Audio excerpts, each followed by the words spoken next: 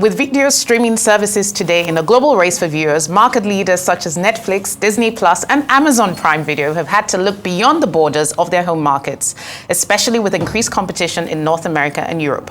On the continent, rapidly increasing internet connectivity, a youthful population in Africa offers an opportunity for streaming services with positive growth prospects. Video streaming subscriptions in Africa are projected to hit 13.7 million in 2027, up from 4.89 million at the end of 2021. With revenues tripling from $620 million to $2 billion. Global market leaders are, however, not entering an unserved market. In Africa, they also face competition from platforms such as MultiChoice-owned Showmax, which had over 800,000 subscribers at the end of 2021 in over 40 African countries, and several more in the diaspora, including the UK, France, and Australia. What is driving this growth, and how are current economic conditions impacting demand in this space? Well, I'm joined now by Ladi Asuni, partner and head of operations and analytics at KPMG Tech Advisory, and Opoluwa Filani, general manager of the Showmax in Nigeria. Thanks for coming on the show, gentlemen. Great to have you. I'm going to start with you first, Okwe. Just tell us, it seems like Showmax is giving Netflix and the others a run for its money. How have you done it in this market? Well, as you know, we are Africa focused. Our focus is on Africa. What we've simply done is to ensure that we can deliver streaming services to some sub-Saharan African customers at affordable and it's making it accessible and affordable in an effortless way. As part of the MultiChoice Group, there is no other entertainment company in Africa that understands this market as we do, and what we've simply done is to leverage on that to bring it to market. We have just recently launched a new brand with the Showmax platform, with new plans, new streaming app powered by the Peacock platform.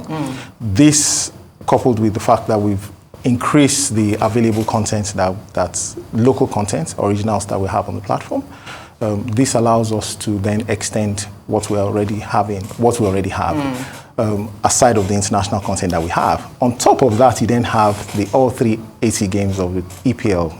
As you know, football is like a religion in Africa. Right. And having to put that on the platform, all 380 games at an affordable price, is a great thing, and we believe that would keep us ahead of the game with our customers. And would you say you're competing more on price or content?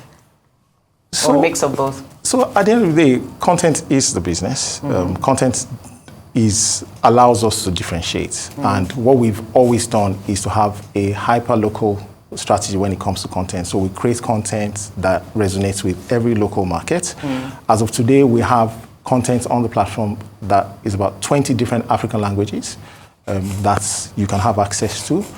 Because we're also part of the DSTV MultiChoice Group, we have access to 80,000 hours of local content. Right. And over the period, we've seen that our viewers, our customers are more, they prefer the local content to even the international content.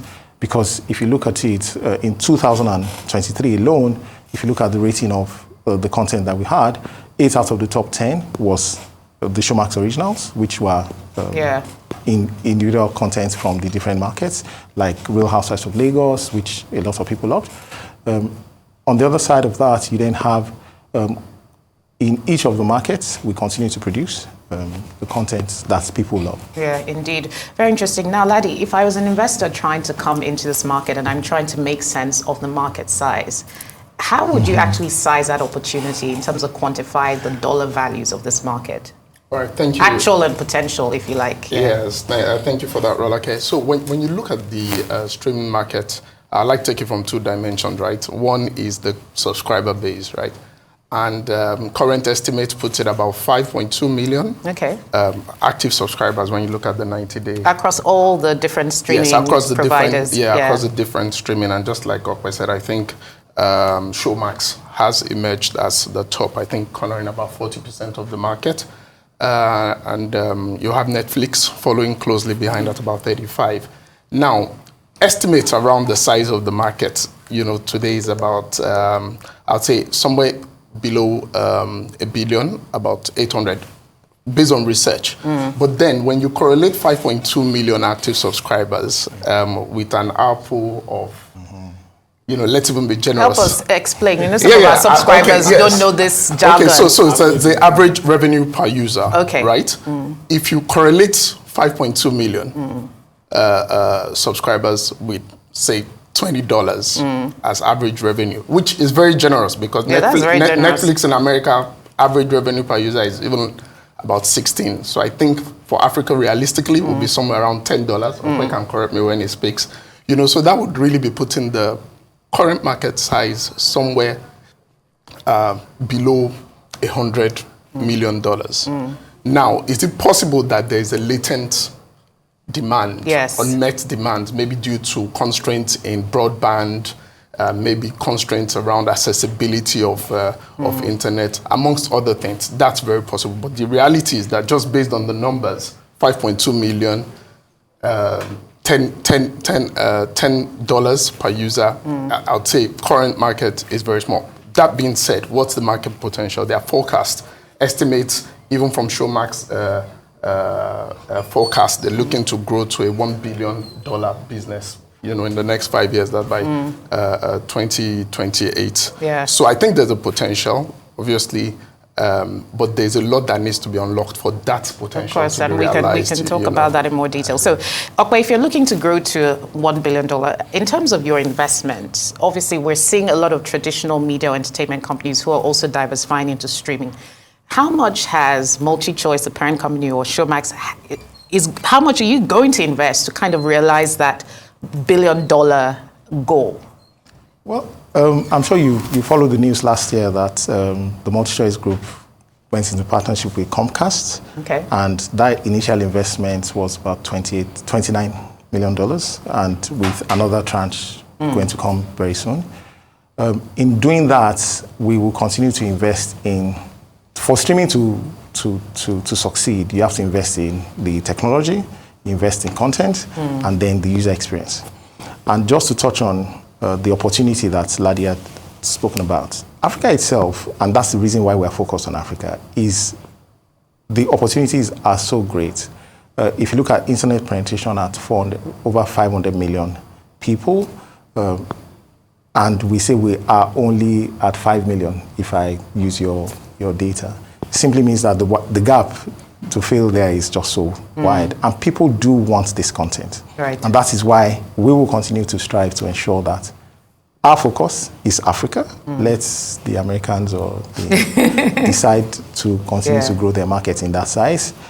In Africa, there are certain things that you have to look at. Cost is a major issue. So we'll make it affordable, accessible, and the user experience will be effortless in growing the market. We believe, and we would exceed what our projections are. I want us to unpack the cost issue a bit later, but before we get there, how is the technological landscape impacting how you're delivering your content and how you're customizing some of that? Are you kind of looking at adopting any of these new AI technologies into the service you provide? Well, AI in itself is an enabler for us. As you know, if you're watching a content, what would happen is, say, for example, you're watching Diche, which is a crime or a thriller, it would start to suggest other content. Is about AI allows us to deliver content that is specific to every customer. We will continue to look at opportunities that this technology allows us to deliver that content so that we can treat every customer as our most important customer and deliver the value effortlessly for that customer, leveraging on technology. Yeah, very interesting. Ladi, I want to ask you, let's start looking at the cost and pricing. When I look at our current macroeconomic environment, and if you were a simple average Nigerian consumer, you're doing your monthly budget and you come across your streaming costs, is it likely to be one of the first things you cut based on, affordability metrics in the broader context of food inflation and all these other things going on? I'd love to hear your thoughts on that. Sure, thanks for that. So the reality is that Nigeria of today, video streaming would be one of those things that you want to direct disposable income to. Okay. And disposable income is something that increasingly, based on the current macroeconomy, is shrinking. So the sort of services or the sort of expenses that get the first hit when you're faced with, survival, food, rent, school fees, can be services like streaming, right? But that being... You use can.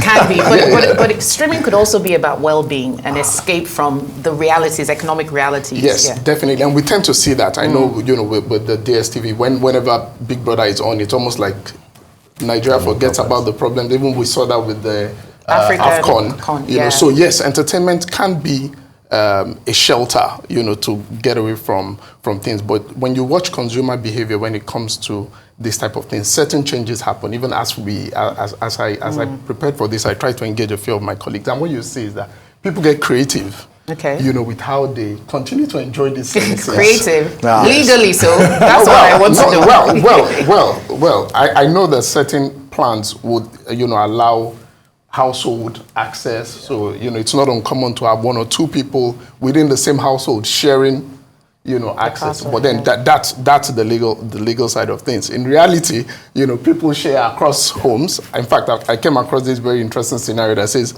so person pays for Prime, another person pays for Netflix, another person pays for Showmax, and then so we have access to everything, as a group, So people get creative, but if things were better, it's not uncommon. At the peak of my own subscription, I had all active running, including my DSTV. But then, as reality sets, you begin to say, do I need to keep my DSTV running if I have Showmax? Do I need to keep Netflix running? So you see people begin to tune into where they have immediate need for a content. So let's say Lagos Housewives is on, the women rush on to that.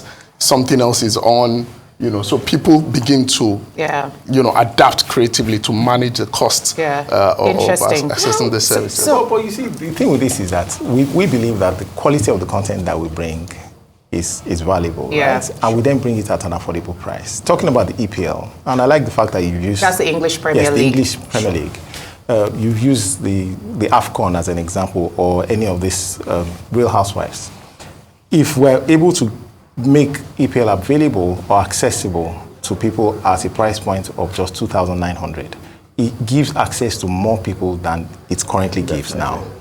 Yes, you might say that how many people can afford 2,900, but how many people do want that EPL game? It's like food, it's like religion. You need to see fans when they're looking to watch football. So for us, yes, the economic situation might be the way it is. We still see a huge opportunity there. And we're very conscious of it. That is the reason why we were the first to allow downloads on our platform. And really? Before Netflix and others? Okay. We were the first to allow downloads. Even on the old Showmax, which was the Showmax 1.0, you needed 50 MB to watch 1 hour. Now we've even gone down to 40 MB. So the cost of data is very low. So we're conscious of this. And that's why we say we have the capacity, we have the experience, we understand the market, and we're going to continue to strive to make it available, affordable, and effortless. And of course, I imagine that the continued penetration of mobile phones is helping you reach more consumers. But there's an issue I also wanted to talk about. When a lot of companies, especially those that come from abroad, look at Africa, they get really excited and bullish, and they talk about figures, the youth population, and they come in and invest, they put teams and stuff, and then a year later, it's like Amazon Prime has cut back on its African continent. Is it that they're overestimating the African opportunity, or is just local knowledge? What exactly is it? Amazon Prime is an example. Why couldn't it get its streaming and some, not the streaming, it's kind of originals dry? Why couldn't it get that going on the African continent? Well, I can't speak to what's happened to Amazon. But what I would say is that if you look at Africa is 54 countries, right? And if you look at the US, 52 states. If you want to operate in America, it's easy to walk across 52 states, do the same thing, and it will work. Yes. The reason why we've taken the hyper-local structure is every market that we operate in is different. The structures, the way payment is taken, the way consumers are, even if you bring it home to Nigeria, how you deal with the northern or the different geopolitical zones is important. The language is different. We've said that there are 20 languages on the platform as we speak. You don't need to have 20 languages in America. Maybe you have 3, So all that, I'm sure, would have a play in any global player coming to market. It's unfortunate that has happened to them, but we still see a huge opportunity in this market. Africa is our home. We've been here for so long. We're there. We will be the #1 streaming platform in Africa. We'll continue to strive, and that's what we're here to do. Yeah, interesting. So, globally in this market, there's been a lot of corporate activity. So a lot of companies have looked at acquisitions to try and boost market share. Do you see that as a possible trajectory for this industry in Africa, or is it still in its nascent phase for that to happen? Or is that what will help it mature faster? Well, I think it's still early stages, and Okwe can speak perhaps to the sort of advances they've gotten, from Canal Plus in terms of getting into Africa through acquisition of majority shares in Showmax business. But the truth of the matter is that when we look at the players in Africa, really, we had Iroko, who's exited. We have Showmax that's, showing tremendous success, and therefore, a sort of attractive bride for external streaming companies that may be interested in the market. We have Canal Plus largely focused on the Francophone Africa, and I guess for them, getting that dominant coverage of Africa means getting a piece of the pie from Showmax. But obviously, I know Showmax has declined. I don't know if it's going to happen, but I know that definitely there seems to be some relentless interest in Showmax business. How that would play out, honestly, I can't say, but definitely the interest is there. Now, are there other players that we see coming into the market that need to, merge or so? I think it's really limited to these players. We have Canal Plus, Showmax, in terms of dominant players that will be of any interest to any external party. So I think we're still a long way out, depending on how this Showmax. And Okwe, your thoughts on that? How is Showmax going to grow? Well, purely organically, or no? For us, so the Canal Plus discussion is actually a multi-choice discussion. So for us, I think the investment from Comcast was directly to Showmax. It wasn't to MultiChoice. Right. And in acquiring a 30% stake, that means they are not looking to come here to set up. It's the confidence in the fact that Showmax has done something significant that they can then work with.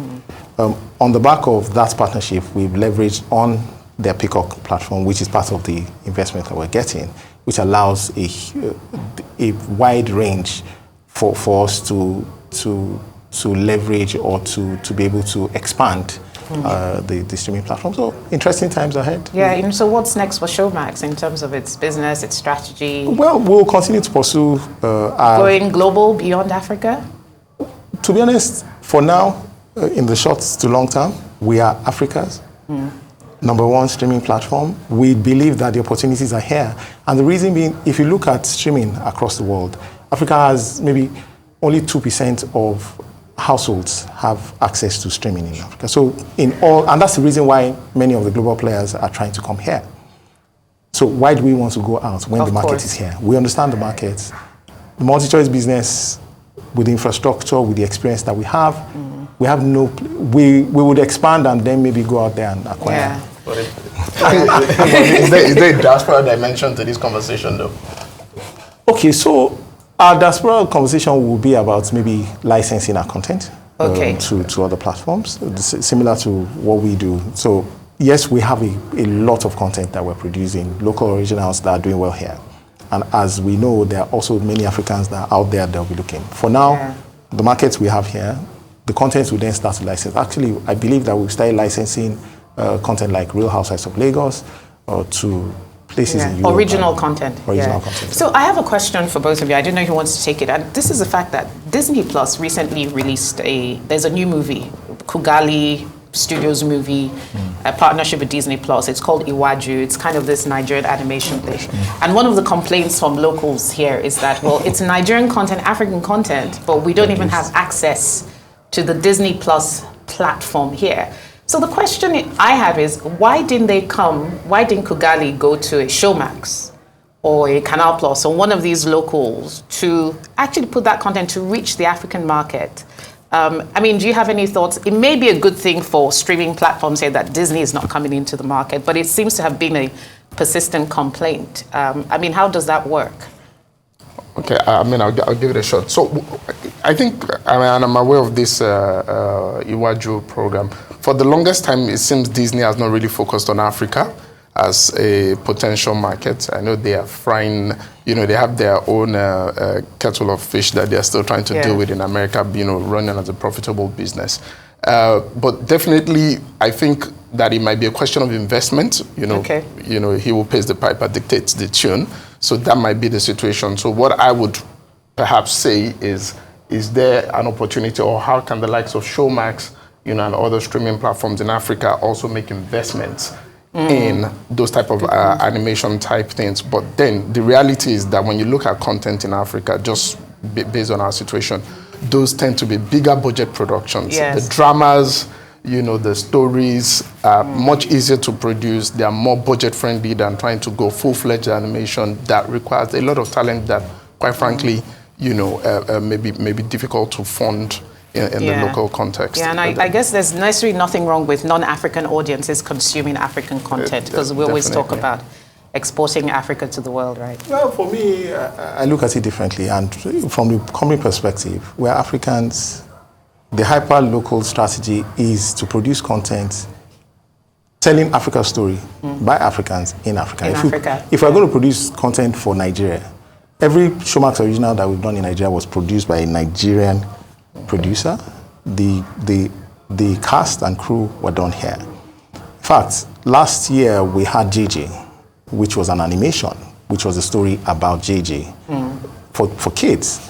I don't see the reason why they're not making it accessible. I don't know the reason why they've done that, but we will continue to pursue that to ensure that, it's not just about, we're looking to make profits, but making our profits is about growing the market across the different layers of Africa. You cannot just come here or produce something and think that you're going to extract value here and then take it back. We invest here, we make the money here, and the money is away. Indeed. Let's hope that we realize that $1 billion market for Showmax, and even bigger, maybe triples of that in the years to come. Thanks so much for coming in, Ladi Asuni and Opeoluwa Filani. Great discussion there on the video streaming market in Nigeria. Well, that's all we have time for today on Business Week. Let's continue the conversation online. Do have a lovely weekend ahead. I'm Rolake Akinkunwe Filani. Bye for now.